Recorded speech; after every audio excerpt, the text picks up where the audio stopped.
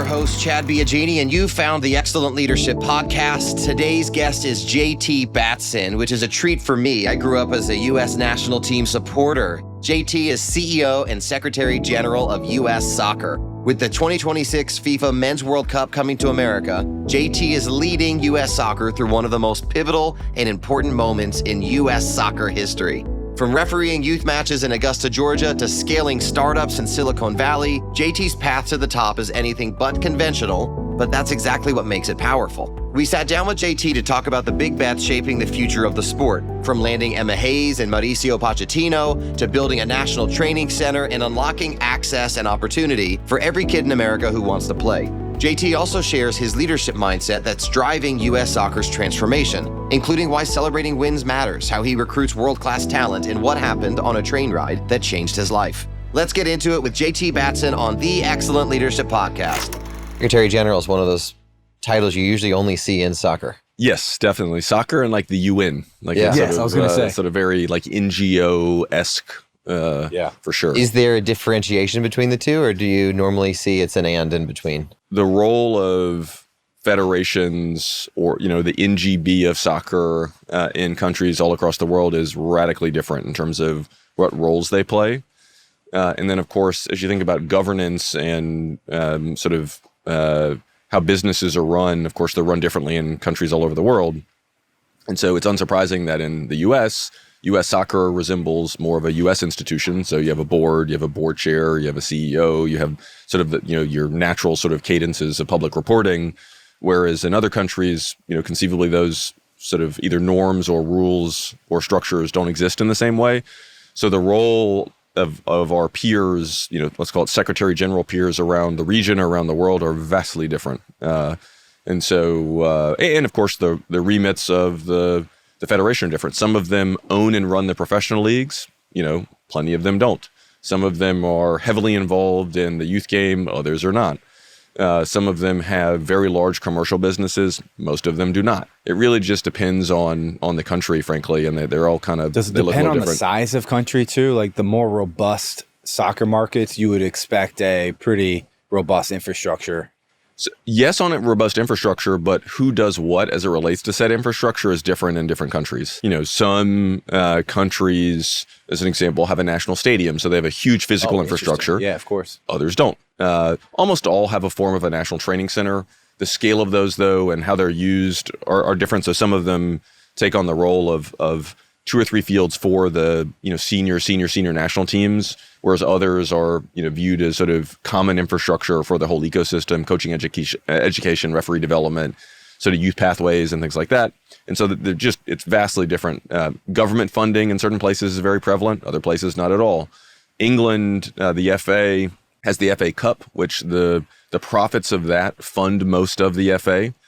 We don't have anything like that. And so, just the economics of all this looks vastly different all around the world, except for most countries, a large percentage, if not the majority of their budget actually comes from the FIFA Forward money. The FIFA Forward program is the grant program FIFA has essentially from the profits of the World Cup that goes to fund soccer all across the world. It really resembles a grant program like you'd see from a foundation. For the majority of countries out there, that's actually the primary source of funding. And so that's why FIFA, and rightfully so, is so focused on revenue generation and profit generation, is because that's what, at the World Cup level, because that's what supports growth of the game and the health of the game all around the world. And so it really is, it's kind of fascinating in terms of how different everything is. So for those that don't know, could you explain high level the economic model of U.S. soccer? I like to describe U.S. soccer as we have 3 sort of businesses we're in that are easily relatable to folks. We have a pro sports business. So think of our national teams. We sell tickets, we sell sponsorships, we sell merchandise, we have media deals. We also have a trade association. So if those of you are familiar with trade association businesses, we do coaching education, we do refereeing licenses, we do sort of growth of the game initiatives, we do safeguarding, all sorts of things around governance and rules to make sure that you've got a vibrant and healthy ecosystem and market. And then we also have a philanthropic arm, an impact arm that's focused on, how do you get soccer in more communities? How do you get soccer everywhere? So we have 3 very different businesses that we're in that all are all about soccer and ultimately, positioning soccer to be the best it can here in the U.S. As we go through today's conversation, I'll want to talk about how in the past few years you've seen exciting growth in each of those revenue buckets. Sure. But let's go all the way back. What was the first job for which you collected a paycheck? Collected a paycheck? Probably actually, in terms of an actual check, probably was refereeing soccer. As a kid, soccer was absolutely my life. Playing, first and foremost. What was your position? If the team was no good, I played center mid. If the team was good, I was either sort of central defender or a right back, or if the team was really good, I was on the right part of the bench. So really, kind of ran the gamut. But yeah, so played and it was, growing up in Augusta, there were no other competitive teams to play in our age group in Augusta, so we had to travel every weekend to play. It was usually to Atlanta, which is 2.5 hours away, depending on where in Atlanta and traffic.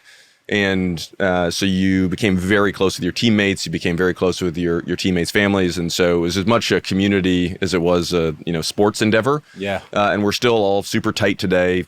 Just the way the world turned. The guy who's the president of the club, which is still going, it was one of my teammates. Wow. Our director of coaching for the club was one of my teammates. And so the sort of the continuity of that is pretty cool. And so, but I think a lot of it is, that's the great thing about sports. That's the great thing about soccer, is it brings people together, and that community connectedness angle of it is something that drew me to do this at U.S. Soccer, and I think what excites us around some of the big plans we have going forward. Well, I know you have we'll get into later, like youth development and getting more youth involved in watching but playing.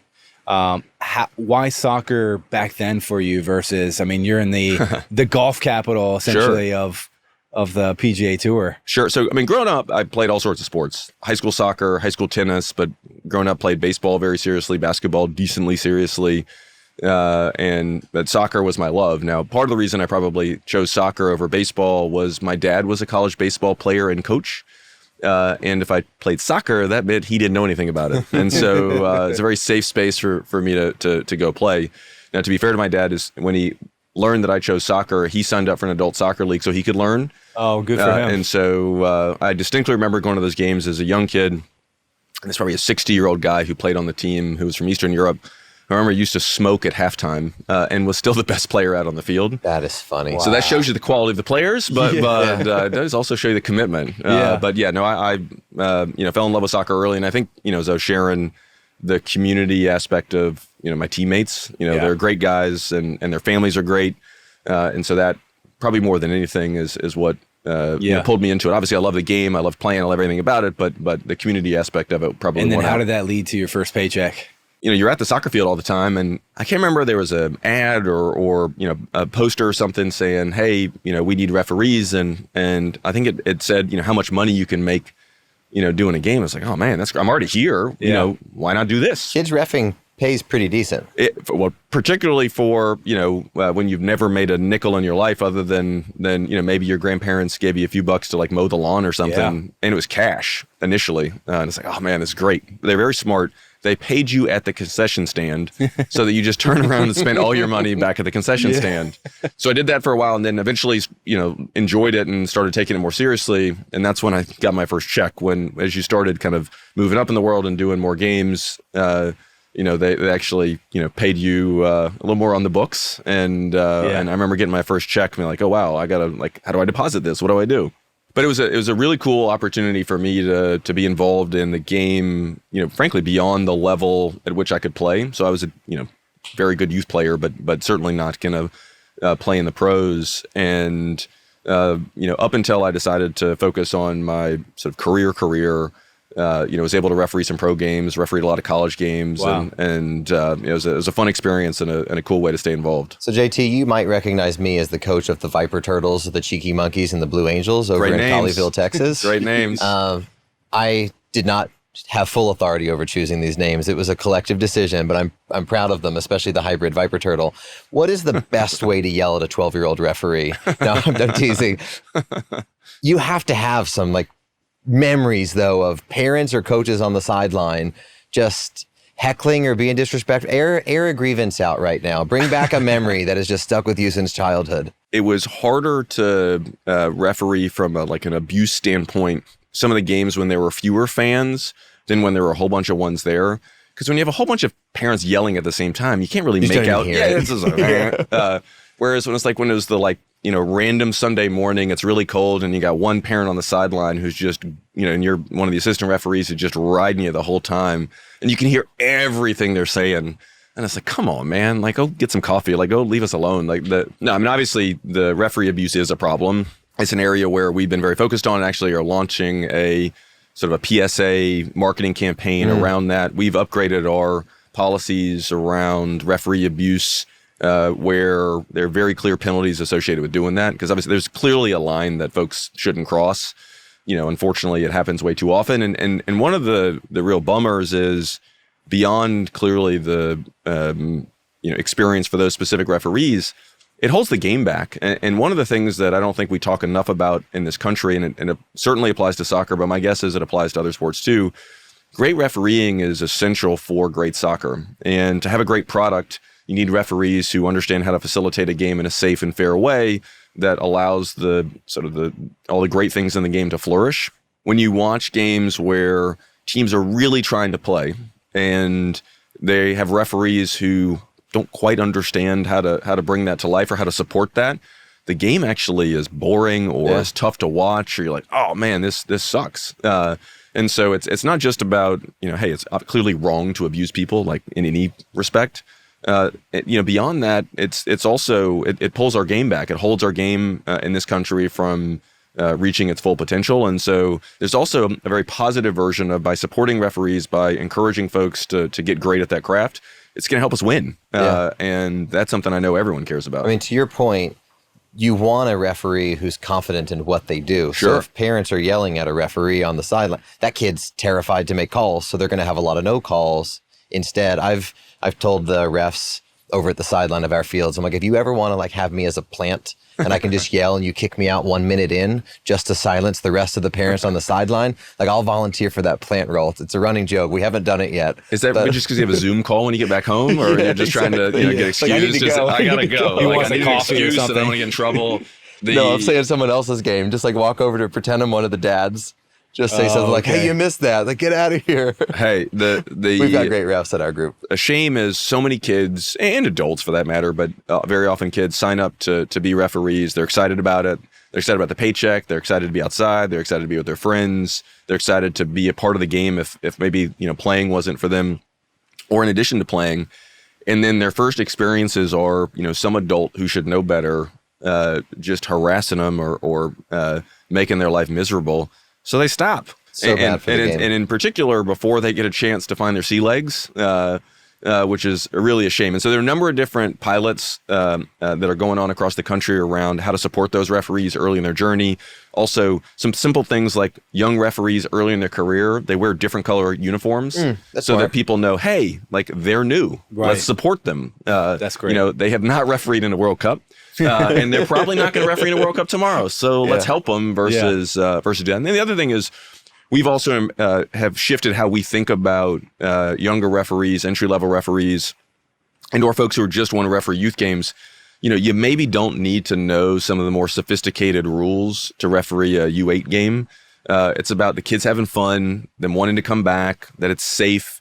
How do you help them do a throw-in? How do you help them do something that maybe they can't do? How do you help the kid who maybe is feeling a little left out? That's the job. Yeah. The job is to make other kids want to come back and play again. Yeah. And so if the referees want to come back and do it again, then they're more likely to want to make it to where the kids want to come back and do it again. And I think, a broader culture shift, and I give our board chair, our president, Cindy Parlow-Cohn, a lot of credit for this. So for those who don't know Cindy, she won a World Cup. She won 2 gold medals, an elite player. She's an NWSL champion winning coach.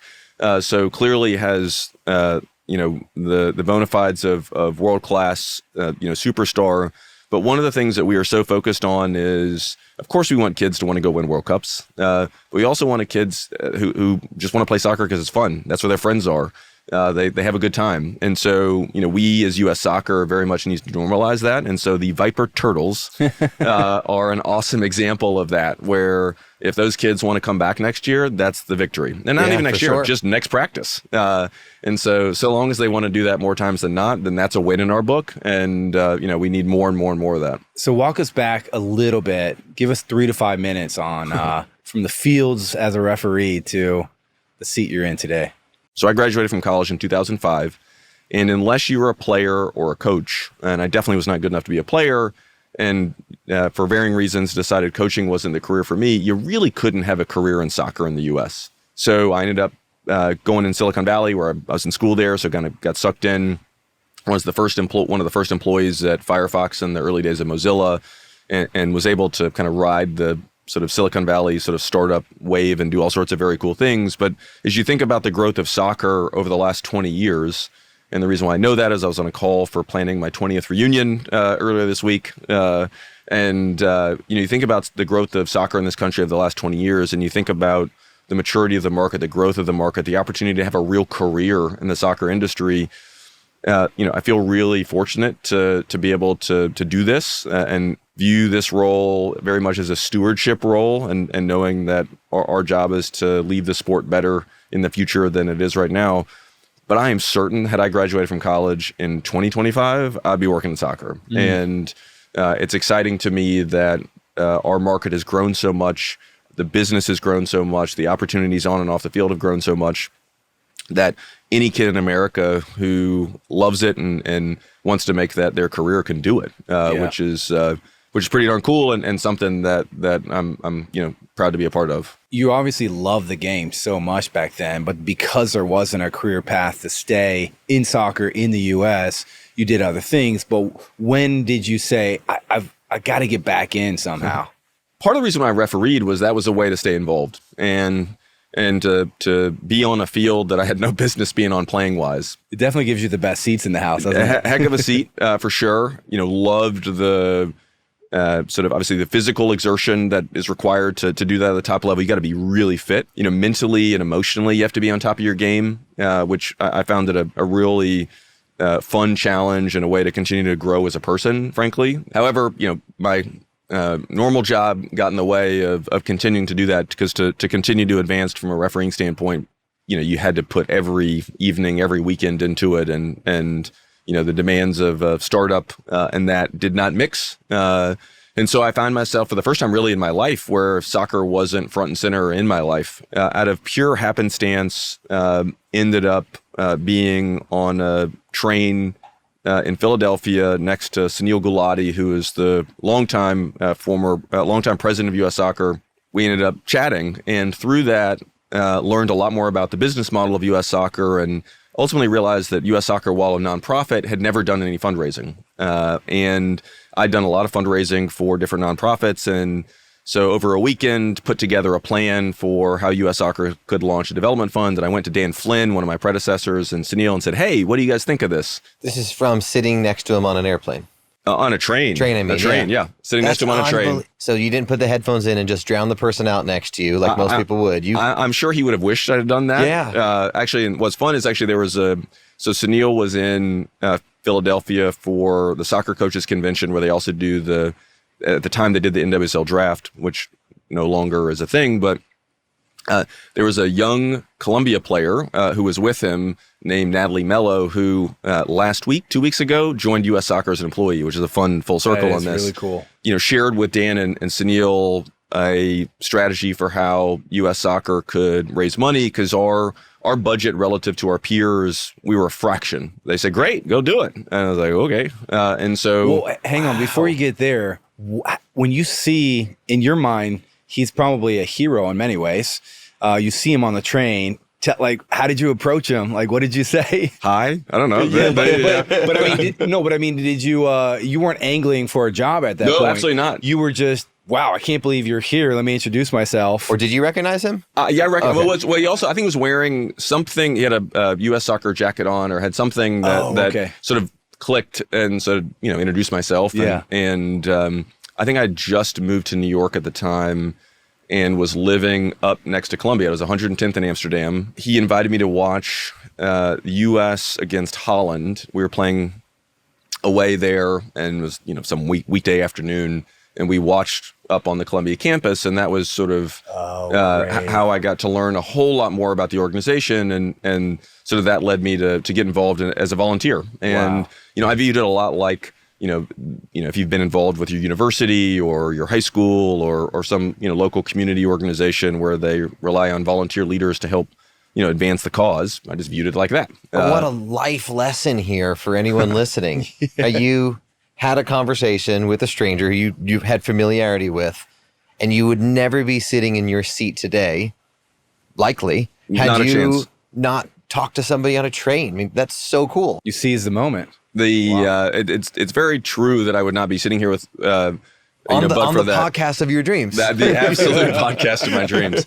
What was really sort of a very cool experience for me was it was a reminder that if you show up and try to help, then things can happen. And I got involved because I cared, and I fully believed that soccer in America and U.S. soccer can be, is great and can be even greater. And so just wanted to help. As you know, in life, sometimes there are things you're good at. And when those things can be married with things you care about, that's a pretty, pinch me moment and pretty fortunate in terms of being able to do that. And there obviously was not only was it incredible that he was there at that time, but the white space of opportunity and fundraising happened to be also some of your skill set is another incredible happenstance. For sure. And I give a lot of credit to, Dan Flynn and Brian Remedi, and there were a whole bunch of folks that were so helpful in helping get me smart, because obviously I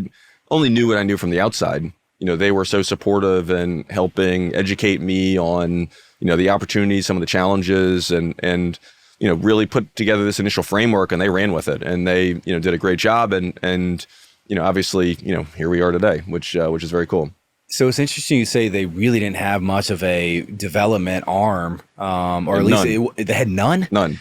What was some of the challenges? Because it's not as if there's tons of soccer fans back then. This wasn't that long ago. Why wasn't there a robust, because you were very successful in your professional career outside of soccer. No one was reaching out to you, say, hey, JT, we'd love some of your investment into the sport. Why wasn't that being done, I guess? Well, I think it was fairly early on in the organizations like U.S. Soccer, thinking about development as a source of funds. Also, fundraising is a skill, like anything, and so it was probably slightly ahead of the curve relative to other organizations like it, and it's something that folks hadn't necessarily done before, and so.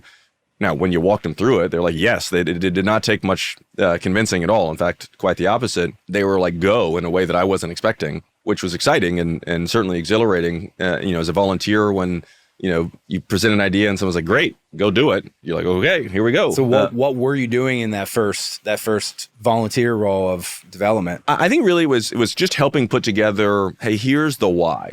And here's how philanthropic support can drive things that people care about. And in the early days, it was very much focused on youth development and coaching development. A lot of those initial funds helped fund the expansion of our youth national team program, helped create what the early days of what was the Development Academy, some of the coaching education and work that happened, particularly some scholarships for coaches to be able to go through that who otherwise wouldn't be able to. That to me was a very compelling thing that people who cared about soccer with the right level of education would go, sure, I care about that. I want to do that. It was just a little bit of learning about U.S. soccer to be able to, help position, the why and the why now, and then, helping set up kind of some frameworks on how to think about doing it. But the team ultimately ran with it. Right. So you weren't making calls early on. I definitely made some calls, but to potential donors. But it really was around just trying to help craft a story. Yeah. And then how to help think about doing it, and then they ran with it. But and then through that. Just stayed involved in varying ways as a volunteer, trying to be supportive wherever I could. And through that, just learned a lot about the organization, learned a lot about the challenges, the economics of it, the opportunities, the dynamics with CONCACAF and FIFA, how you interplayed with Major League Soccer, NWSL, USL, all of the different sort of parts of the ecosystem. And so I was just fortunate enough to get a little bit of a front row seat on some of those things in a way that certainly made the on ramp to this role much easier. Because it's obviously clearly you don't know it until you've been in it. True story. Cindy tried to convince me of here are all the reasons why you don't want to take the job to make sure that I knew what I was signing up for. But I'd say that orientation plus what I'd seen as a volunteer certainly made it to where there are a whole heck of a lot fewer surprises coming in than would have been there otherwise. JT, so you're humble, so I'm not trying to make you feel uncomfortable by asking this question, but you took this job 39, 40 years old, right? I think I just turned 40 like the day before. Incredible. I mean, major congratulations, and that's inspiring for so many people. What would contribute to somebody being able to get a job at that young of an age at the magnitude of what it is? Like, if you look back, what did you do right? And again, I'm not trying to make you feel uncomfortable, but I think it's so helpful for others to get it here. As we were talking about earlier, I think, putting yourself out there and, saying hello to Sunil that one day, being willing to do the work. I went home that weekend and spent the weekend putting together a presentation that I could have been golfing, could have been goofing off. Well, you still had a full-time job, still had right? a more than full-time job. Yeah, being willing to do the work, willing to put yourself out there and, constantly look to learn. And it's part of what I love about this role in our organization is there's always something new to learn. I joke with Cindy sometimes that it'd be nice if there was a longer interval before we had to learn something new, because sometimes it can feel like a lot. But I think the really sort of embracing those opportunities that are right in front of you around that and trying to make the most of them, just kind of how I'm wired. I've always loved to continue to explore and learn, and I like meeting new people. I like doing things, and it's fun to win. It doesn't mean you always do it. Doesn't mean you always get it right, but, kind of being up for it. And then also very early on, I had some very wise older colleagues who, got me to recognize some very simple things. One, a huge part of your success is convincing people who have no business coming to work with you or for you to come do that. And that, have been very fortunate over the years to work with some amazing people. Another thing, I got a great lesson from a guy named Tony Fuller, who is the assistant basketball coach at Stanford. I ended up writing a CRM system for Stanford basketball when I was there. Coach Fuller had been the head coach at Pepperdine and I think San Diego, and was back as the assistant coach at Stanford, sort of a wise older assistant coach, seen a thing or two. And he told me a story of this was back in the day when college basketball was Thursday, Saturday, which obviously now it's every day of the week. And, Stanford's in the ACC and, what in the world? He would say, if we win on Thursday, if you go out on Friday night in Palo Alto, everyone will buy you a drink. If we lose on Saturday, you go out for brunch on Sunday, everyone thinks you're an idiot. And it's like, you're still the same asshole as you were. Short-term memory. and that was a great lesson around, hey, just, keep after it. And the other sort of thing that came out of that experience was Mike Montgomery was the coach at the time, and now Hall of Famer, great coach at Stanford, Warriors, and then Cal. You'd come into the office, you're there, he'd walk in, and it wasn't a hello, how you doing, how was your weekend? He'd look at you, say, are you getting anybody?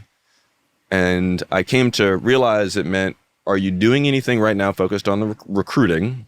If no, stop and go back and do that. The sort of maniacal focus and prioritization that came from that. And so I think the great team, you got to continue to recruit and develop the folks you have, staying humble, but hungry, and then ultimately focus. Those were lessons that were kind of drilled into me very early on that have, been lucky enough to kind of benefit from to today. The first one you said there, convince people who have no business working for you to work for you. Yep. What does that look like in practice? Teach us something.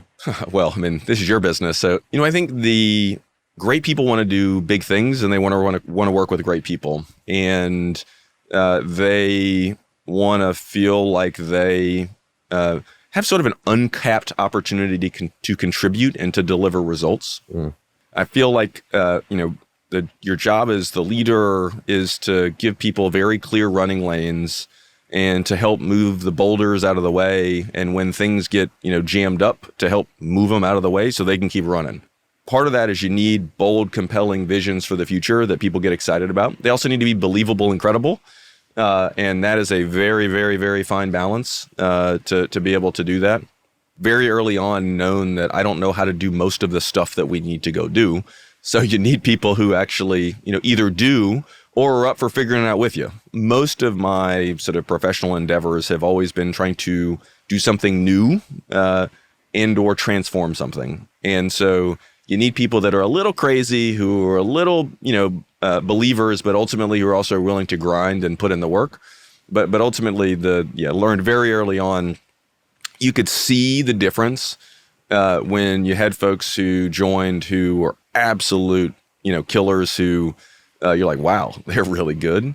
And so I was like, I need more of that. And so really focusing on, how do you continue to excite, motivate, set folks up for success who can do anything else. And so the fact that they're actively choosing every day to show up and partner with you on it, you can't take that for granted, and was fortunate enough to learn that early on. There's a snowball effect to that too, isn't Huge. there? Great people start to attract other great people. The employer brand benefits. Without question. And I think we have seen that in how things have played out with U.S. soccer, where there's no Maurizio Pochettino without Emma Hayes. There's no Emma Hayes without all the other great people that we've been, building from our team. All of these things build. And so they're proof points, but it's infectious. If that's who you're talking to in the interview process, it's like, I want to work with you. This is fun. I get energy from this. It's critical to have great talent. And I've seen this where I've gotten it wrong. A number of points in my career, you open up a new office in a new country or a new market. And if you're not maniacally focused on the first couple hires in that market, it never works. Never works. And I guarantee I'll screw this up again, even though I know you're not supposed to do that.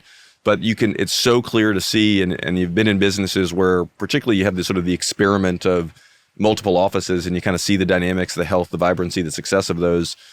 Who the early talent is pays such dividends.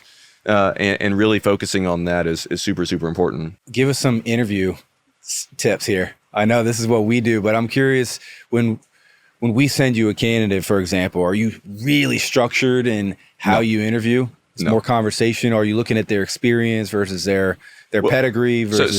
So another mistake that I swear I'll never make again, but I know I will make, is every time I've fallen in love with the resume and not the person, I've always been wrong. Always. And like to a T. It usually happens when you've got some very clear need, and or it's a part of the business that you understand the least. And you're looking for someone with credibility or their credential, or like, oh, they'll know how to do this. They'll know how to solve this thing. When you've sort of saying, I want them because of their resume versus, their personal attributes, their character, their quality, what they bring to the team, that dynamism, that chemistry. Every time I've gotten it wrong. As a part of that also is a sort of a reflection on, if they're really that good, why are they joining you in this role?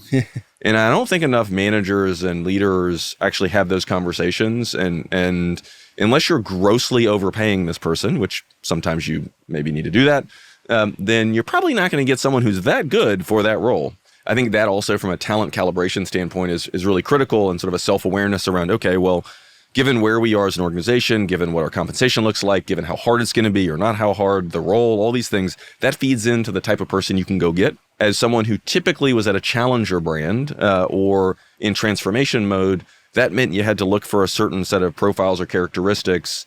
Whereas if you wanted to have a really big paycheck and have a predictable schedule, have the backing of a great institution, stay there. That's not where we were. We wanted folks who wanted to go build that, but that's not where we were in our journey. And I think part of my interview style is actually letting them ask a lot of questions, and that leading to a conversation, trying to understand what their concerns are, what are the things they want to know about the business, and really try to dive in, and then try to problem solve or work on some things together and see if you can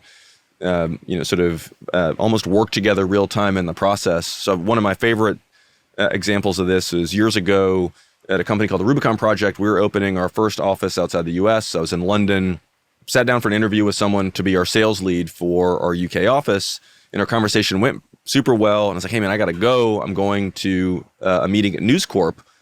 And he's like, well, my mom is the assistant to Rupert Murdoch. I bet I can get in. Can I come with you? I was like, sure.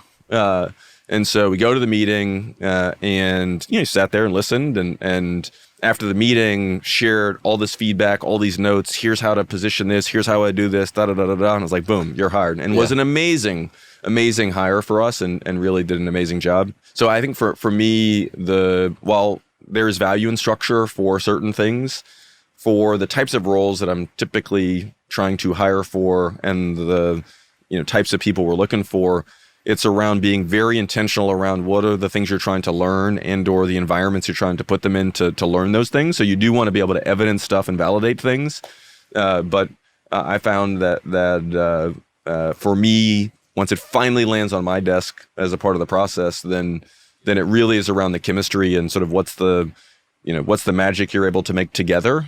Because that's what life's going to be like. Have most of the misses in hiring been the result of too much structure? Absolutely. Oh, okay. Absolutely. And looking at the resume. Oh, totally. Without question. You check the boxes and say, well, based on these criteria, this person is the best person. Yeah. And fit matters. Especially for those top senior leader roles. And in particular in roles where, it's still unclear long-term exactly what role U.S. soccer should be playing in all aspects of soccer. We know that we view our mission as being in service to soccer. So our job is to serve those who are bringing soccer to life in communities all across the country. We know that our strategic ambitions are, we want soccer to be everywhere. We want to win. We want to win. We want our pro teams. We want our national teams to win on the world stage. And we want to maximize investment in our sport.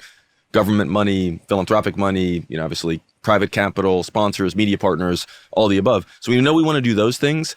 Though exactly what role we should play in all of those at all times, that's something that we're still all collectively figuring out. So by very nature of who we are, we need people who are, up for the journey and the outcome, even if some weeks you're playing left back and sometimes you got to play in the midfield, because that's just kind of where we are. That inherently attracts a different type of talent than where, hey, look, we are a machine. We need to produce these widgets, high margin widgets, low margin widgets, doesn't matter. We know exactly what to do. We just need to crank. And we need someone who knows how to do that very specific thing very, very well. Now, for sure, we have highly specialized roles where you have technical expertise that matters. And that clearly is the case. But as you think about our organization more broadly, we still very much are in a transformation journey. And part of that is because we're in a hyper-growth market in the largest sports market in the world, in the most globally competitive sport in the world. Yeah. So by its very nature, it's going to be dynamic. And so we need talent that is excited by that, that, thrives on that. And so, for the right people, that is the selling point. 100%. That's 100%. why they're leaving the big equity, because you guys probably aren't giving any equity. There's no equity to give. So if they're at Apple. Sure. And you're not offering an equity packages, there has to be something else that's motivating them to even have the conversation with you. And likely is what you just said, the dynamism of the unknown. Absolutely. And Emma Hayes wants to win. Mauricio Pochettino wants to win. We aren't attracting, some of the most, talented professionals in the world to do anything other than be the best. Yeah. And I think the part of the culture is very much about how in all aspects of our business, how are we the best? Yeah. From a commercial business, from a philanthropic business, how we think about impact, how we think about HR. We talked about that a little earlier. How we think about finance and how we think about, tapping the capital markets like we did for our bond raise to pay for our national training center. All these things, we have to, got to play in the big leagues if you want to win. That sort of cultural ethos is critically important, and it's why people want to join. We have unbelievable number of applicants for our roles. The people we've been able to attract are incredible. They're passionate. They care. Easily the coolest thing for me, obviously, being on the field when the national anthem's playing for a Olympic gold medal is pretty cool. Obviously, the groundbreaking for the National Training Center, very cool. But easily the coolest thing is seeing the people we've attracted really flourish. And when they really find their sea legs, and are really able to run, it's like, okay, this thing might work. We might be able to do this. And so that for me is always the time when I get the most excited. I'm getting sort of little shivers thinking about it now, because I can think of the exact moments when these people we've attracted who've left very lucrative roles to come because they believe and they want to go do big things, and as they kind of find their way and ultimately are teed up for success and are crushing it, you're like, okay, we're going to do this. How do you convince big name managers, an Emma Hayes, a Mauricio Pochettino, to leave their life essentially on the other side of the world to come into a job like this? Why would they take this job? A theme that we've talked a lot about, great people want to do great things. Part of it also, and it relates to another theme around, us evaluating who we are as an organization, what are our strengths and weaknesses, and, how do you turn those into strengths as it relates to attracting, great talent. In the instances of both the recruiting of Emma and with Mauricio, we were very transparent around some of our challenges as well as, of course, our strengths. And of course, shared a lot about our vision and where we're trying to take the organization. But we tried to turn some of the things that historically people viewed as a downside into opportunities. One of the sort of knocks historically on soccer in this country is, the country's too big. The proximity of talent is too big, like Holland, where everyone can quickly drive and play against each other or insert other country. And it's like, hey, well, how do you flip that on its head? Well, we need to embrace digital technology. We need to very much invest in coaching education. Hey, Mauricio, hey, Emma, hey, other great coaches, come work with us on that. Come help us transform what coaching looks like in America, and let's turn that into a strength. How do you leave a legacy around, transforming a soccer ecosystem beyond just the one team you're coaching day to day? That's compelling for great people because they want to stretch their minds. They want to test their mettle on new things. And so while they know very much their job is to coach our first teams on the men's and women's side, they love coaching our youth teams. They love mentoring coaches. They love the idea of partnering with Major League Soccer, with NWSL, with USL, with our youth organizations around, how we support the next generation here. And so that was a big part of the sell, was to say, hey, this is a big project, but that's fun. Let's go do it. And so and they've embraced every bit of it. I think when you're recruiting a big hire, there can sometimes be a temptation to only sell and not actually assess fit. We see this across sport the world over. Yep.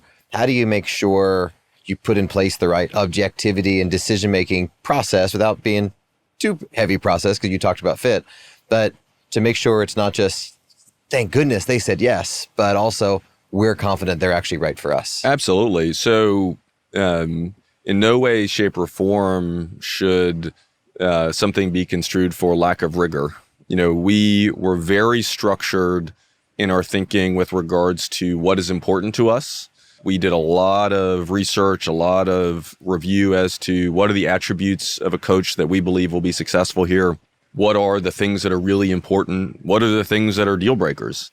How do we go through and evidence those in a way where we have confidence coming out of this, that we know what we need to know to have real confidence in, the person we're choosing. And so, and I give Matt Crocker, who's our sporting director, a lot of credit for this. Tim Vernon, who is our chief strategy officer, and a number of other colleagues of sitting down and saying, okay, these are the attributes that we care about. Here are the things we need to learn about someone. How do you do that in a way that's organic? How do you do that in a way that feels right and where the person on the other side is excited by it and they view it as a value and they view it as a way for them to learn about you and to learn about the organization as well? And so a lot of intentionality went into how we engaged and making sure that at the end of the process, we could say, okay, here are the things that are important.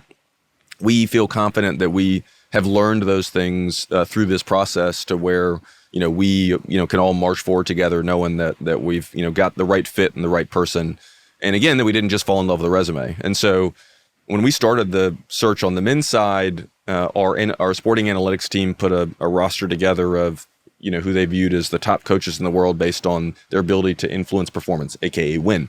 We divided into 3 buckets. Bucket 1 and bucket 2 were all names everybody who knows anything about soccer knows, and even those who don't know anything about soccer, you knew the names in bucket A. And at the get-go, declaratively, I made us all stack hands on, we can't fall in love with the resume. And in this instance, you can't fall in love with a name. We really do we've got to go sell and we got to go engage. We got to go put ourselves out there for sure. But ultimately, we do have to evidence what's important. And Matt and team developed a process that we used for the women's coaching hire, which obviously that paid off in spades. And while it was certainly not a carbon copy process-wise, what we were trying to evidence and the intentionality that went into it very much was a key part of our plan. And we made sure that this in no way, shape, or form was, hey, you just fell in love with the resume, but no, you fell in love with the person and what they can bring and what they can do, and you feel very confident in what you're all signing up for. And that conversely, that they felt confident in who they were partnering with, because that was equally important. So what was column B? You said that was column A, was the big names from the big clubs. Was there a column B and C of other types of profile? In a way that, I think we've shared this publicly, we were not expecting based on, not that long before we had an opening for our men's national team coach, and the, interest in the role relative to the interest, this summer was night and day. And there are lots of reasons for that, but I think part of it is, Matt being on board. Matt's respected in around the world. Obviously, Emma, one of the most respected coaches in soccer, period. That's a positive sign. The news around what we've been able to accomplish more broadly, and obviously the growth of the sport, the growth of NWSL, Major League Soccer, and so on, all those things contributed. But we never really made it very far down the list, which was something that was not as a part of our expectation when we started. But it also made it to where we had to be doubly sure that we weren't just falling in love with the resume, that we had a real thoughtful way of making sure we learned what we needed to know, but in a way where, again, the candidate was pumped through the process as well. That's great. When you start making the calls into the various coaches and you get down to your short list, and now you're bringing them in for in-person interviews, did you ask them to bring some type of formal presentation of your vision for how you would do things differently here? Because at that point, they had enough of their own research where they could start formulating potential options of what they'd do differently? Or was it just, you didn't give them any guidance, just come as you are, and some brought presentations and some didn't? Our strategy when we met with these coaches initially was to walk them through a presentation that Matt and team had put together around the state of the program, strengths, weaknesses, opportunities, good, bad, and ugly. When we first sat down with Maurizio and Jesus, his longtime sort of partner, and now one of our coaches as well, that went on for hours, just that part. And then I actually had to go hop out and get on a Zoom in the next room. And when I came back, they had their laptop up and they were walking us through a detailed presentation, incredibly detailed, incredibly thorough, incredibly well-researched. And so when we started the process, I viewed my role as someone, like, I'm not the soccer expert. That's why we have Matt. That's why we have Gooch. That's why we have our sporting team. Obviously, Cindy. It's amazing to have a board chair who is a soccer expert, giving you that confidence, and as well as the swift kick in the rear to, go win, go get the best, like no excuses. Occasionally it'd be nice to not have that push, but having that support from the get-go to know that we would have the support to go get the best coach in the world for us was incredible. But as we started meeting with more candidates, what clicked for me was the types of questions and the things that are coming out of this are no different than hiring any other great business leader. At the start, I viewed myself as sort of the facilitator, and then, after Matt and team chose who they wanted, to figure out how we pay for it. But I realized, like, I've done this before. You're a fundraiser. This is exciting. Yeah, exactly. But I've seen this, but I also have hired a lot of people, have met a lot of great business leaders, and the types of questions they were asking very much resembled, the types of questions I'm used to answering from investors or from other folks, or, other great business leaders, or leaders, more broadly that you're meeting with. And so, really sort of found it exhilarating to engage with folks who were clearly at the top of the world and the top of their game. Certainly, we learned a lot from that process. We learned a lot about ourselves, but it also, I think, gave us the confidence to continue to go for it, which has been exciting. Quick interruption. If you are enjoying the Excellent Leadership Podcast, I have a small favor to ask you. Could you please take a moment to like, subscribe, and leave a 5-star review? It helps us grow the Excellent Leadership Podcast community and ensures we keep bringing you top-tier guests, powerful insights, and impactful episodes. Thanks for your support. Now, back to the show. Kathy Engelbert, Commissioner of the WNBA, will point out that a CEO's job primarily is broken up into 3 buckets: culture, strategy, and capital allocation. That's similar for a coach, Yes, right? You yes. have those three elements for your squad, and I need to make sure you've got the competence in each of these. And we've seen just in our own business the past 7 to 8 years, some organizations becoming a lot more rigorous around hiring general managers, sporting directors, and coaches than historically they were. Sure. But most still don't have a process like the one that you described. A lot still are enamored by the resume, by the playing card, so to speak. Sure, of course. By being wooed in an interview. So I applaud you for having the discipline and rigor around it, because it's easy to get pulled away. And similarly, it's easy for talent to be enamored by the future business card. Of course. Like, wow, it says Apple or Real Madrid or Tesla, but that doesn't mean it's right for you. Correct. It might be a phenomenal place, Correct. but can you add value, and will it fit your culture and where you're going? 1994 is heralded as being a major turning point for soccer in the United States. We have a men's World Cup just around the corner. Where do you anticipate soccer goes from here? So in 1994, there was no professional soccer in any sort of real sense in the U.S. And you had this incredible wave of excitement about soccer. And then after Roberto Baggio skies the PK, Brazil wins, everyone goes home. There was nowhere for that excitement to go. Obviously, lots more kids played, so that was incredible. But from a fan standpoint, there was no pro league to get hooked on. And if you think about where we are now, NWSL, USL, Major League Soccer, we've got incredible stadiums, we've got incredible teams, players, coaches, infrastructure all around this country to where, that excitement, that, the person who falls in love with the game or refalls in love with the game, there's a way for you to stay very active in the game in the U.S. in a way that wasn't there before. So I think that's a massive difference. We're a soccer nation now. We were not in 1994. And so this is really around, can you continue to raise the standards or raise the floor for what soccer looks like? So I think that's a really big deal. What we're particularly focused on as you think about 2026, of course, we want to win. And of course, you want to make sure your team is in the best position to do that.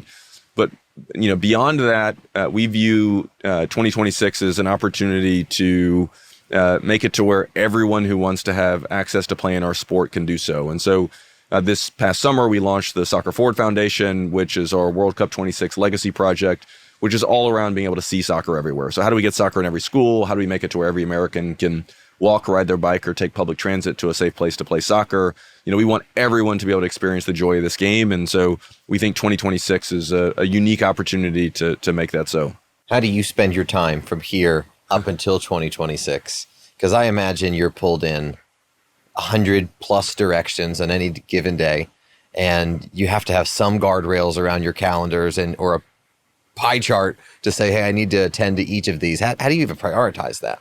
We've been doing a lot of work at U.S. Soccer around our longer term strategy. Ultimately, the bosses of those of us who work at U.S. Soccer are all the people who play, coach, referee, invest in soccer in this country. We are ultimately a membership based organization, and our board is a representation of those members, and we all work for the board, and that means we work for anyone who loves soccer in this country is involved.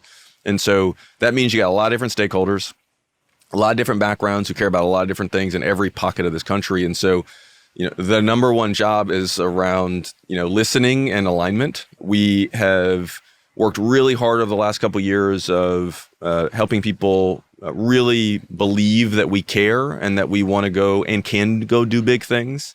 Now it's around making sure that not just at U.S. Soccer, but our ecosystem more broadly is aligned around, hey, what are the big things we're trying to go accomplish together?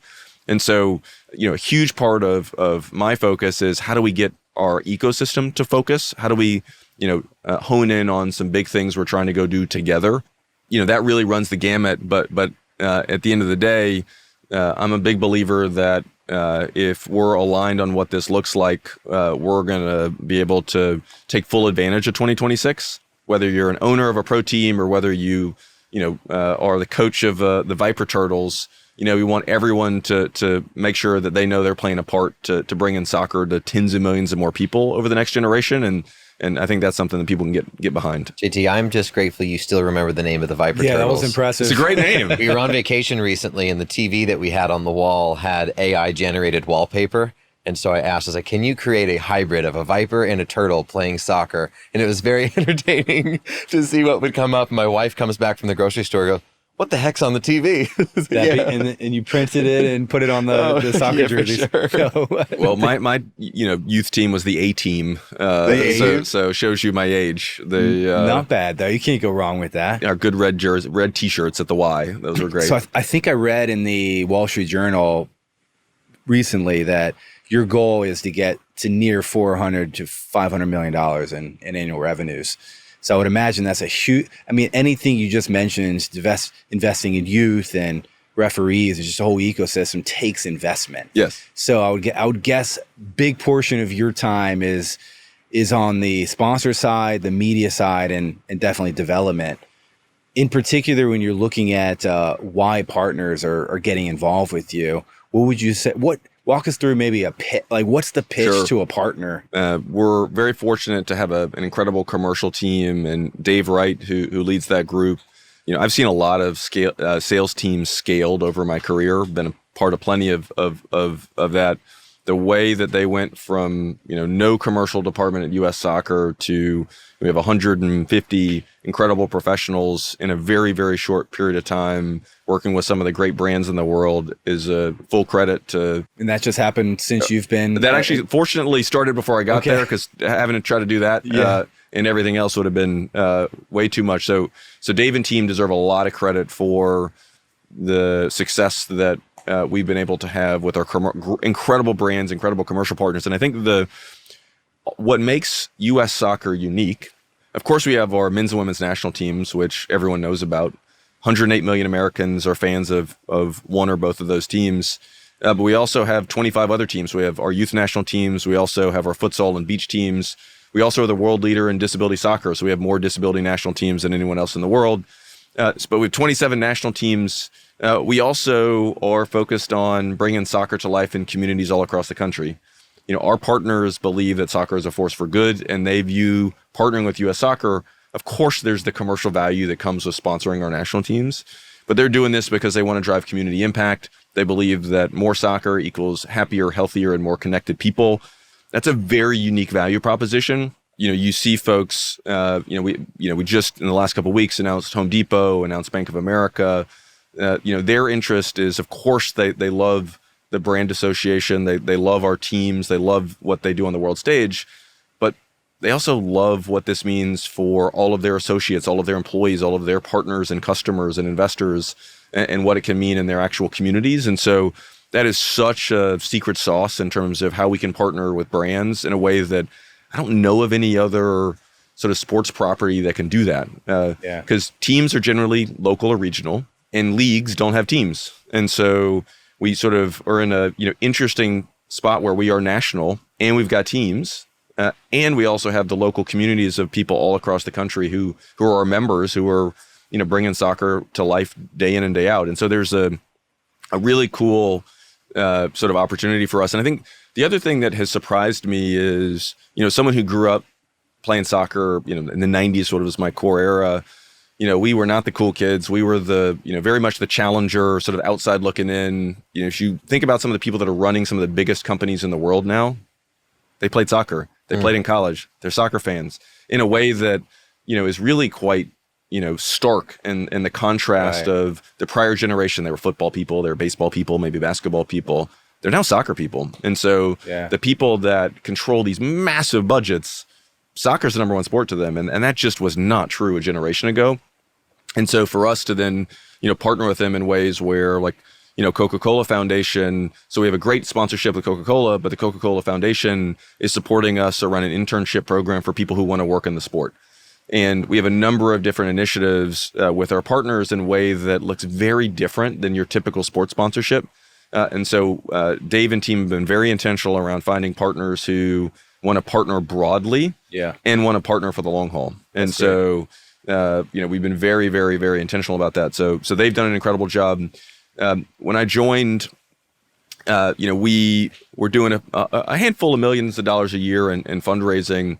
And we believe there's an opportunity for us to blow that out of the water. We know that there's a lot of private capital in this country, people that love soccer, they love the impact, they want us to win. And if they believe that we will go do good things and big things with their capital, they'll back it. And Leah, who runs development for us, she played college soccer. She was running fundraising for the Guggenheim Museum and Foundations. And so clearly very sophisticated, but believed in our sport, believed in our organization, and believed in the impact we can drive. And so that team has been doing a great job. And what's been exciting is, we've also been able to get people to support things with philanthropic capital that maybe are the, not the high profile thing. So Michelle Kang's gift recently, $30 million to support our youth pathways, to support infrastructure type work, and to support professional development focused on the women and girls ecosystem was critical. Not just the capital, obviously $30 million is a huge influx of money, but the signal that stuff matters is been worth even more than the $30 million. And so, for us, having these champions of our sport, but champions of, what's ultimately important in our sport, will continue to pay dividends. And we're, super grateful for that. What is the ultimate vision for the best athletes in the nation in terms of their development path? So there's a Christian Pulisic little boy sitting out there. Absolutely. Might be on the Viper Turtles. Or a Tyler Adams, or on the women's side, we could list all the greats and say, what if a dream scenario, are they staying in the nation for their entire career? Or like a Tyler Adams or Christian, they go overseas? Is that still a success as long as they play for U.S. soccer ultimately in the big matches that inspires the next generation? What is that perfect path that you view? I think the beauty of our sport is there is no perfect path. The journey is going to be different for everyone. People mature physically, mentally, emotionally at different ages and certainly stages. So I don't think there ever is going to be one or a perfect path other than the one that's right for that person. And I actually think it's important for us to really acknowledge that, because there's a lot of pressure put on kids around, you must go here, you must play there, you must do this next thing. And, while there certainly are, great opportunities for kids, the idea that there's only one path, we need to, officially throw that out the window. So the question you're asking is at the heart of both the biggest challenge as well as the biggest opportunity, which is around how do we get a level of alignment across the U.S. ecosystem in a way where there are multiple positive pathways for kids, no matter where you grow up in this country, no matter your family's economic resource, and in a way where we have the overall economic model that supports this. So that means, more government funding for recreational soccer, more soccer in schools, because that's where kids are. It means the continued growth and health of our professional leagues so they can afford to invest in free-to-play academies and other ways of bringing down the cost of soccer in their communities, and investing in coaching education and development and infrastructure and all these things that, 10 years ago, professional soccer clubs were barely able to, in the U.S., invest in youth development. Now it's 9 figures a year. Wow. That's incredible. Yeah. And that's because of the economic success of our sport. So everyone who buys a ticket, everyone who watches on television, all the sponsors, all of that is leading to, more player development opportunities. And I think, one of the things that we could do as a soccer ecosystem is talk more about that. And that when you go to your pro game, when you support your local pro league, that creates more opportunities for more kids in those environments. We need more of that. We need to grow that. Your question around, how do we think about players playing in the U.S. Versus players playing overseas? The beauty of soccer is also one of the hard parts about it is truly a global market. That means it's, quite efficient. And so, the best players are going to play in the best environments for them. And so part of it is, how do we continue to focus on making it to where our environments are the best ones for the most players? Yeah. And I know that's very top of mind for us at U.S. Soccer. It's very top of mind for our professional leagues. And so, we're working hand in hand with them around how we do that. But we also have to embrace that the players need to play what's best for them. And how do we support them in that? And while we continue to grow our market as well. I have another question on that topic. Go first. I was just going to say, do you envision a future where the university system plays a bigger role perhaps than it is today, like it does in college football or in college basketball? So when I had to step out of our first interview session with Maurizio and Jesus, I actually went to go get on a Zoom with the commissioner of one of the major conferences specifically on this topic for lots of reasons. College soccer on the men's side for quite a few years, and more recently on the women's side is not the, let's call it, optimal pathway for those who are looking to play professionally at the top levels, and certainly not to go win World Cups. Again, lots of reasons for it, but it's also an incredible opportunity. You've got incredible infrastructure. You've got great environments. You've got some great coaching. And there's real value, of course, in a college education and the maturity and the emotional and mental development that comes from that.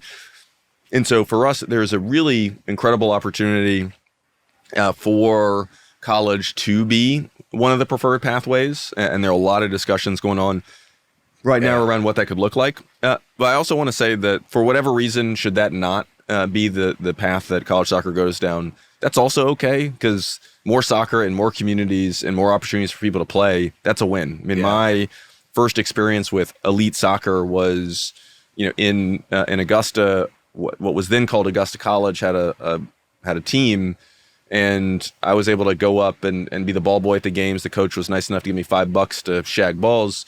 But that was my first time seeing, great players play. And, the goalkeeper became one of our coaches. And then over time, the players who came there were players who stuck around the community and became the youth club coaches. And so pretty much all of my coaches as a kid were folks who came to Augusta because of Augusta College's soccer program. Yeah. And so that meant now there's a whole generation of kids who got actual soccer coaching. And so for us, the importance of college soccer is so critical. And as U.S. Soccer, we very much want to embrace that. The other thing that we want to embrace is the importance of high school soccer, of middle school soccer.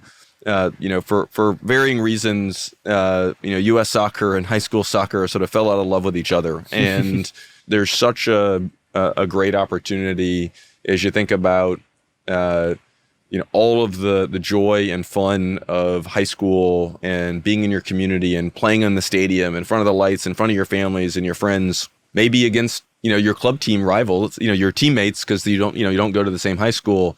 There's something special around that. And, we want to embrace that. Maybe Christian of the future is that isn't the perfect environment for that player. Yeah. But that's okay. Most of us aren't Christian. And so, so for us, we want more soccer and more communities and more environments where people can fall in love with it. And so, that is something from, the U.S. soccer culture as we march forward is critical for us. For the past probably 15, 20 years, I've heard numerous sports leagues. I've read probably dozens of articles that say it's better to be a multi-sport athlete as a kid, not to be a single sport athlete as a kid.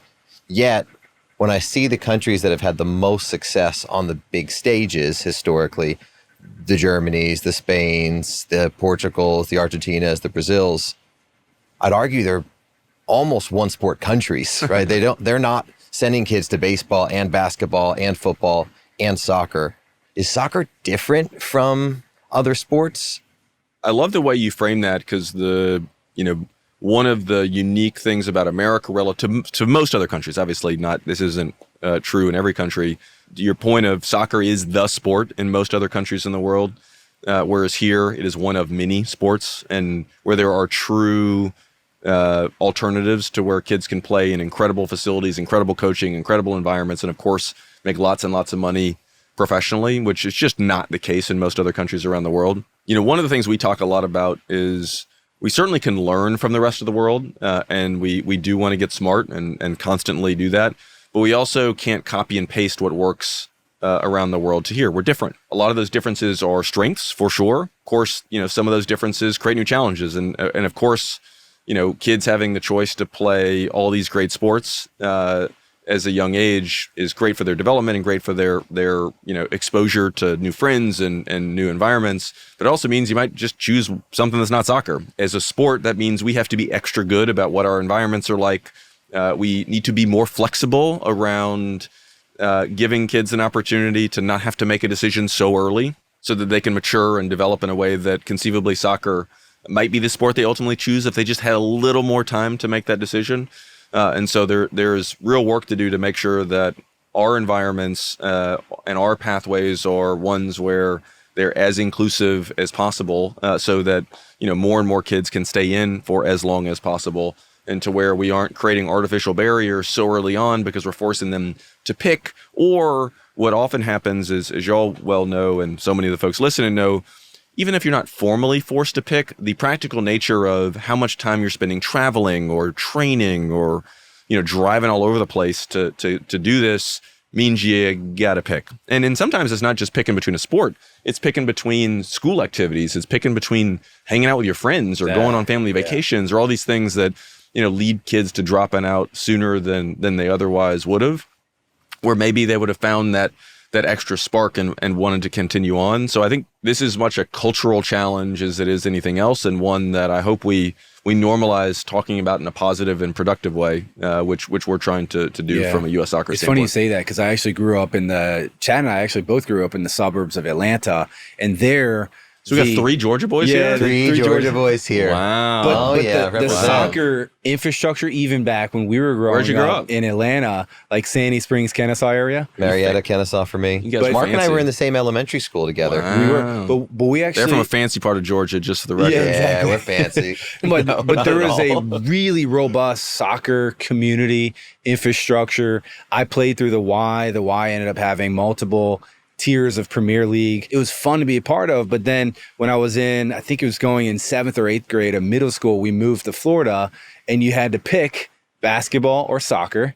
And then you're starting to look at, the travel schedule of the club teams in the area and how far away they were. It ended up becoming a pretty difficult decision. I ended up choosing basketball, unfortunately, JT, because I was a much better soccer player than I was basketball, but it was actually the social reason why I chose it, not the schedule or anything else. It was like all the fun, cool, popular kids were playing basketball. Let me do that.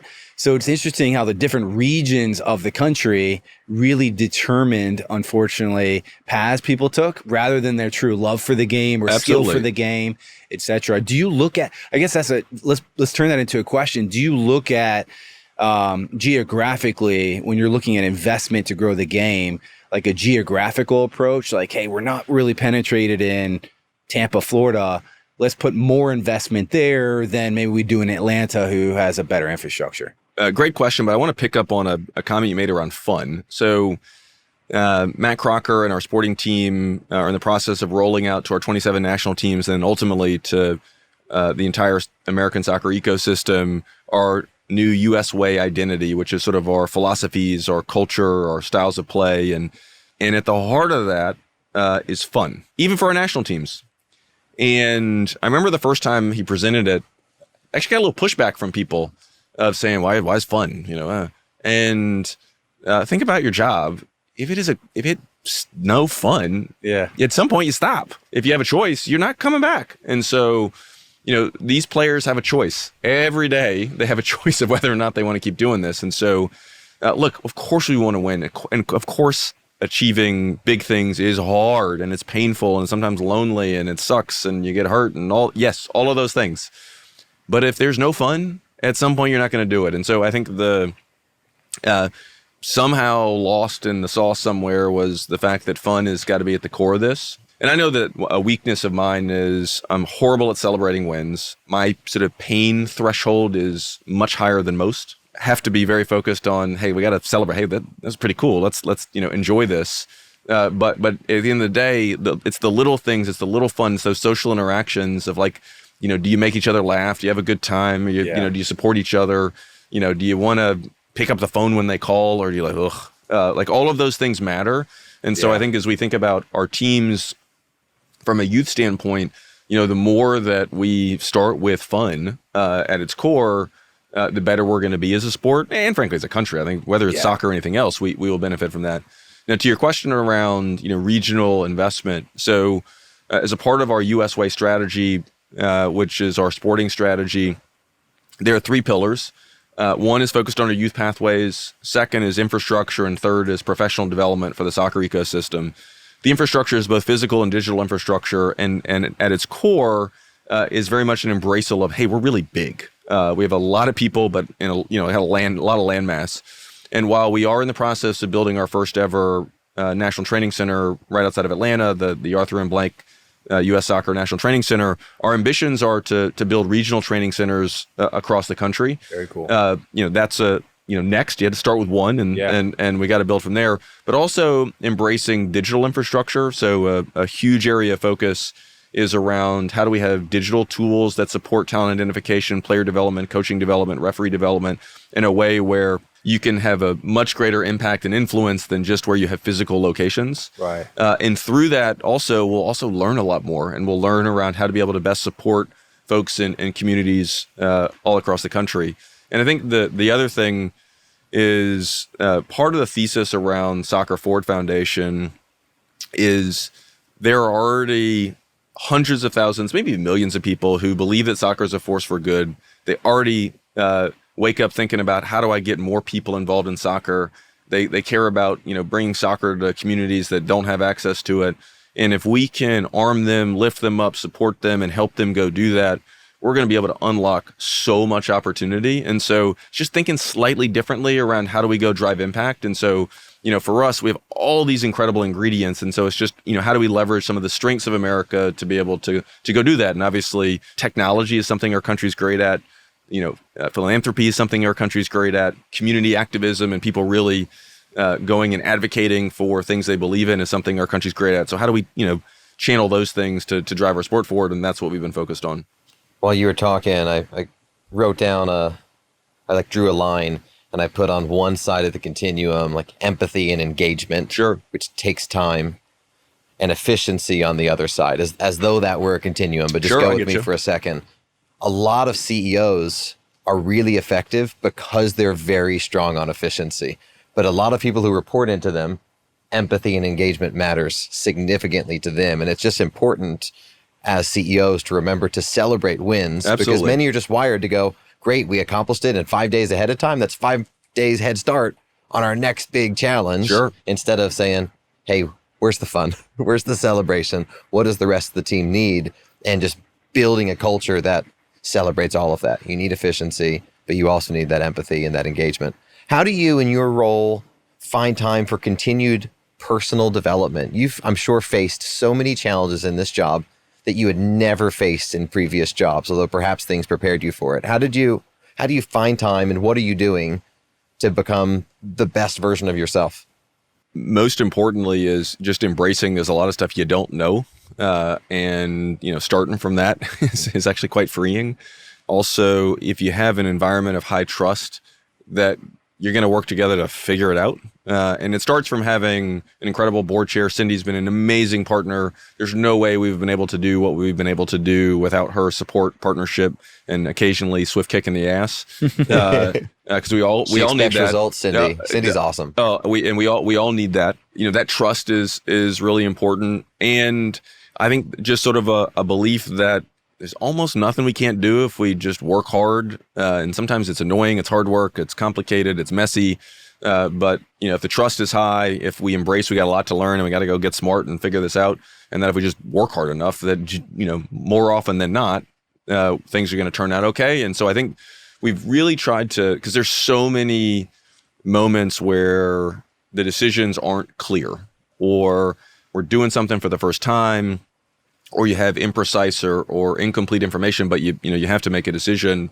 And so we've tried to really make a big part of our mantra that if we're doing things for the right reason, the right way, we're going to be okay. That has really given us the comfort and confidence to continue to march forward on things, even when things are hard, even when things are uncertain. But it's like, okay, we'll figure this out. And I think it's all of those ingredients. It's sort of the humility to know, like, I have never done this before. Like, well, what do we do? Knowing you have the trust of your team, your board, your colleagues around, we're trying to do this, and being willing to do the work. And also fully embracing at the start, you might get it wrong. So long as you learn from it, then that's great. And I think that's been a really important thing. Like, there's no way we're going to get all this stuff right. We're trying. There's too much to do. It's too complex and too dynamic of an environment to think you're always going to get it right. And so clearly you need to get more things, and particularly you need to get the most important things right. And so the prioritization around that is important and all that for sure. But I think the really embracing that it's okay to not get it right so long as you're doing it the right way for the right reasons and you learn from it and you own it. That I think has been really important and it's been, makes it fun. Anything in your personally, your morning routine or your consistency of reading books or podcasts that keep you mentally and physically sharp, especially because we were talking before we started here, you travel a lot. Yeah. Living on planes and in hotels can really wreck the health of a lot of people. How do you do it? Well, fortunately, we have Marriott as a great partner, and so those hotels are regenerative, and you always get a great sleep. Keep going. Most comfortable beds, most comfortable beds, exactly. The best service, exactly. Great gyms. Yeah. Convenient program locations. Works across 17 plus. Absolutely, it's incredible. I like the idea of being able to have a routine, but I recognized very early on that was just not the reality of this. And so I think one of the hallmarks of how we have been able to be successful is we've made it part of our culture of just embracing reality. Even if we don't like it, that's where we are. And so as you think about the schedule, it's going to change. That's just the nature of it. And sometimes the days usually the days are going to be long. Sometimes it means you're up really early. Sometimes it means you're up really late. Sometimes it means a red eye. But it is what it is. And so just be thoughtful around that, but also just starting with an embrace of that's just the reality of the deal. But it's forced you to get very intentional around communication, around information flow, around, how you make sure that you're still making good decisions, that you're sort of teeing up the right forums for feedback and or sort of collective action or decision making. And so that we've had to get good at, and we still have a ways to go on that, but we're investing in that because we realize that's super important. And so, but I think it starts with embraceal of, all right, well, that's just the nature of it. We are, in too many markets, we have too many things going on to think that it's going to be overly predictable. And also, we had a lot of trust to build, or in a lot of instances rebuild. That requires showing up. And, Zoom is wonderful, certainly makes our life easier. But at the end of the day, I was new to the market. And we also had a lot of trust to build or rebuild.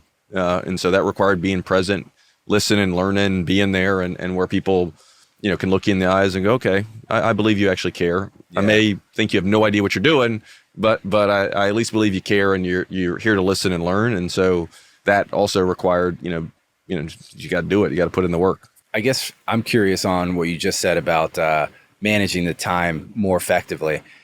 Any helpful tips for us leaders that, gosh, how do you organize, making those big decisions? Being a part of startups, you kind of get forced into fairly ruthless prioritization. When you're at a large organization where you have consistent revenue or multiple lines of business, usually one decision, one deal, one product release, one event can't make or break you, usually, because you've got enough things going on to where, obviously you always want to win, you always want to get the deal, you always want to do your best. But in a world where your early stage company, whether or not that first customer says yes or not is huge. Whether or not, they renew, whether you get the upsell, whether or not, when you do your next big product release that everything doesn't crash. All those things have like make or break implications for a business. And so you get really good at focus because, hey, there are 37 other things that I could be doing, but this is like the one thing that you have to make sure that you nail right now. And sometimes what you thought was the number one thing, something else popped up and you got a new number one thing and just got to embrace that. And so I think, that was great training for something like this where there are just so many moving parts. Part of it is just being able to focus and prioritize around that and to communicate around, hey, this is the thing. Like, this is the thing right now. We got to nail this. I know there are a lot of other important things, but nail this. And then that, unlocks a lot of other things. And so that's been a key part of our success, because we had some real work to do to kind of get out of or around some challenges. But as we've now feels like we're on a whole lot more offense, that's really around frameworks, it's around process, it's around making sure that we have, good ways of having the right people informed to be able to make decisions, how we bring people kind of on the journey with us. So where we were 2.5 years ago versus where we are today in terms of how we do this is different. And it's going to be different probably 2.5 years from now, because we're going to be a different part of our journey. And so I think that also just sort of a recognition of kind of where you are in your sort of how do you business structure cycle. your leadership meetings? Any tips there?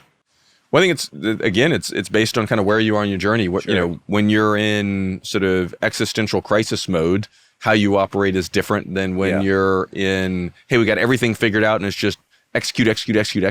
Those are going to be very different meetings. Yeah. There are certain parts of our business that are very much, we know what to do, and it's all about execution. And so what you talk about, how you measure the cadence of how you do that is going to look different than parts of our business where we're still collectively figuring it out. That's a little bit more of you're on a journey together. Whereas other things are, hey, how do we optimize? How do we get more? How do we, better, cheaper, faster? And so I think, being able to also be clear about where different parts of the business are in that journey is really important. So it's like, hey, over here, we know what we need to do. This is all about execution. Let's crank. And over here, we got to figure it out. And so how we approach that is invariably just going to be different. We're often asked questions from young talent. Hey, how do I get in your job one day? And Sure. I'm sure you'd give them some of the advice you gave earlier of seize the opportunity. Talk to Sunil when he's on the train next to you, or when the door opens, run through it. You gave a great example of putting a ton of work in on the side that was unpaid while you still had a full-time job. So I'm sure those would be some of the things you'd say. So I'm not asking you that question. Sure. When a chief revenue officer or a CFO or a general counsel says, JT, how do I become a CEO? What advice do you give for that person? Because they're already seize the opportunity, kick the door open, work extra hours, hustle. How does that person differentiate themselves for the most competitive job interviews of their lives? It's a great question, and one where, so much of, one's ability to be successful is to learn more about what you don't know. And I'm not meaning that you get smarter about things, but actually you get smarter about the things you don't know. And part of that is just exposure and experience. One of the things that, is, the higher you've gone, or the more rooms you're in, or the more big things you're trying to accomplish, the more I realize I don't know. That is both humbling and freeing. From a freeing standpoint, it's like, okay, I don't need to know everything. I don't need to know that, but I need to know how to go about getting to the answer, or who to work with to get to that answer, or what process to go through to get to the right conclusion. And so I think that's part of the first step, is sort of getting good at that. And then I think the other thing is around trying to, of course, learn other parts of the business. So it's sort of the, in some ways it's sort of counter. Maybe feels counter to the first thing, but in my mind, it's actually a great complement to that, because you're learning enough about HR, you're learning enough about finance, you're learning enough about the commercial business and the economics behind it, and what good looks like, sort of what leads to success in those areas, so that, as you're, moving into a position to conceivably be responsible for everything, you have some exposure, and you are able to then also be able to support those who are in those roles. And so I think for, friends of mine who, and colleagues who have been on that journey of how do I go from senior role to even more senior role, part of it is, how do you get in more rooms and get more exposure to realize you don't know stuff? Because I think that's really important. But also, whether it's learning through reading, through listening to podcasts, through talking to other people, through talking to your colleagues, just learning other parts about the business and the business behind the business, and just being incredibly inquisitive and curious and things like that, to where, you have a, broader perspective to add than just the lens with which you've thought about things. Because where you can get into trouble is, okay, if I'm a salesperson and my only lens is sales, then when I'm now responsible for a broad set of things and I don't know how to think about the other lenses, or what those lenses are, then of course I'm not going to make the best decisions. because that's the only lens I can bring to something, or I don't even know how to go get those other lenses and make sure that those people are applying those. So yeah, so I think for me, it's how do you get smarter, but also realize you don't know a lot. I think with people with have all the other sort of attributes, that to me is the key to success. So we've just landed at that job then. What's the advice for the first 60 days of being a first time, or not first time, but just CEO in that next job? At the start is obviously you got to listen. People have to believe you care, that you're there for the right reasons, making sure, and this is sort of before day one, making sure there's clarity around what success looks like and where there is alignment or lack thereof. And if there is unalignment coming in, then one of your first priorities is how do you get some form of alignment across all the different stakeholders, whether it's board wants something different than employees, or customers want something different than where the organization is right now, and usually if there's a CEO transition, it's because there is some form of misalignment in some way, shape, or form. And so, you've got to be able to recognize that and figure out, all right, what's the fastest path to get to some version of that, so that somebody doesn't get squashed or tap out. There are a lot of your, core attributes that, are the right thing for any job that you're in, around listening, around learning, around people believing you care about you care, being present and so on, and really try to get to make sure you know the soul of the business as much as you can so quickly. But at the end of the day, it's around recognizing likely you're there because there's some misalignment somewhere. How do you figure that out and start putting yourself on a path towards alignment, so that, you can, bring the full sort of positive elements of the organization to be able to work on whatever it is you're trying to accomplish. JT, we ask, in closing, we have a tradition. Okay. We ask everybody the same 7 questions. Okay. We call it the 7-question blitz. Mark, I'm going to let you have the first one. Before we do that, you said earlier you got to get better at winning. We're going to win the World Cup. So between now and then, JT, you've got to start celebrating the smaller wins so that you're ready for that. So that win in the World Cup will be the most epic celebration of your life. Well, you got to know what you're doing after the win. After we won the women, I didn't do anything. The women won, but we as U.S. soccer, as we as soccer in America won and everyone should feel a part of that gold medal that the women's national team won this summer. Unbelievable. We're at the party afterwards. We're at the Nike house. Nike was kind enough to throw this incredible party for us, shut it down. It was awesome. Matt and I, as our sporting director, we're spending most of the evening talking about how do we close the deal with Maurizio. Exactly. Instead of living in the moment. Exactly. And we're like, oh God, this is your comment on we're going to win. I think from a culture standpoint, our country expects to win. We expect to do everything. We also are savvy enough sports public to know that the ball doesn't always bounce your way. Things have to go right. But they need to believe that we are putting ourselves in the best position to win. And, top to bottom, that's the culture that we want to create. And that's the trust that we want, whether you're a casual fan, whether you're a hardcore fan, whether you're a sponsor, partner, donor, staff member. We want everyone to believe that we are putting ourselves in the best position to go win and win broadly.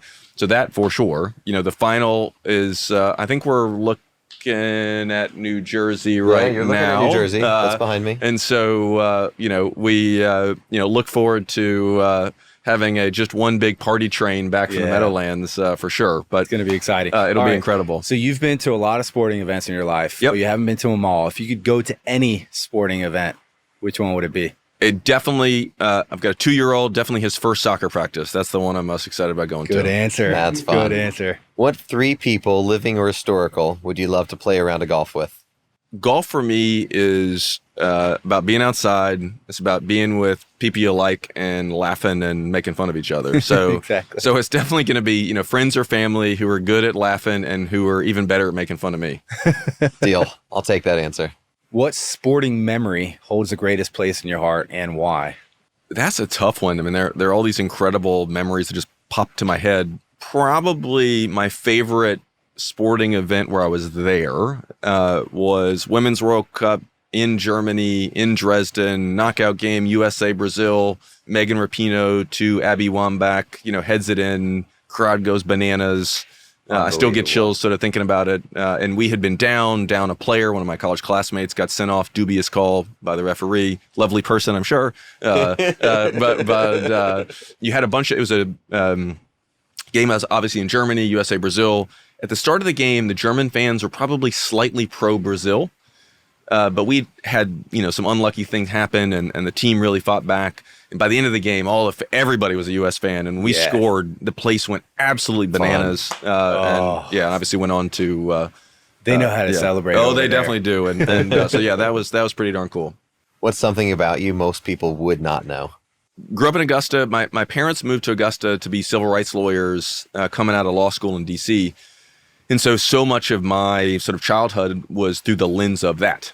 So my dad ran his law practice out of the house, and so I sort of grew up around sort of a civil rights sort of law firm, and so that very much has impacted pretty much everything about me, and so and feel incredibly fortunate to have been a part of that. Do you have any professional pet peeves? This one's for your internal team here. Can't stand it when they do this. What popped in my head was just excuses. I'm a big believer in, acknowledging challenges and figuring out why things didn't work, what's hard, what is tricky, what we have to figure out. And I'm happy to roll up my sleeves and do the work to figure those things out. And I'm not someone who, you hear a lot saying, hey, don't come to me with a problem without a solution. I actually don't love that, because plenty of things I don't know how to do. And so, I know it's a problem, but I wouldn't have a clue how to solve it. But people need to know it's a problem. And so I very much, love learning about problem. And I prefer to not to hear a problem, but I love hearing about a problem so long as we think about it constructively around how we solve it, as opposed to, the framing being an excuse and more of an embraceal of, okay, here are the challenges, here are the issues, here's why this probably didn't work, so let's figure it out. That I love, and I love doing hard things. But yeah, just straight excuses. It's like, come on, like we can do this. Let's go for it. If you weren't in your current job, you couldn't work in sports. That's the big caveat here. And let's throw in money will take care of itself. What would be your dream job?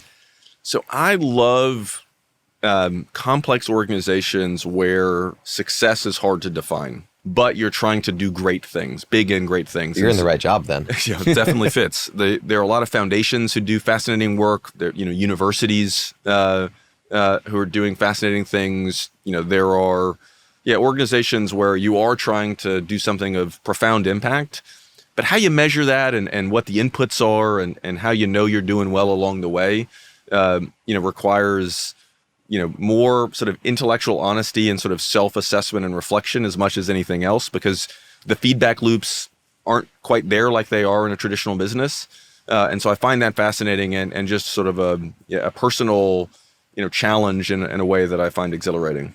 You're in New York a lot. You're in Chicago a lot. You're in Atlanta a lot. So you could pick any city, but if you could go to any restaurant in any of those three cities, where would you go? Where should we go? Well, Atlanta's home for us now, and so it's got a great food scene down there. Incredible. I mean, as y'all know, growing up, it wasn't always the case. No, definitely not. But so we'll go on two ends of the spectrum. So Umi Sushi is great sushi spot in Buckhead. Huge soccer fans there.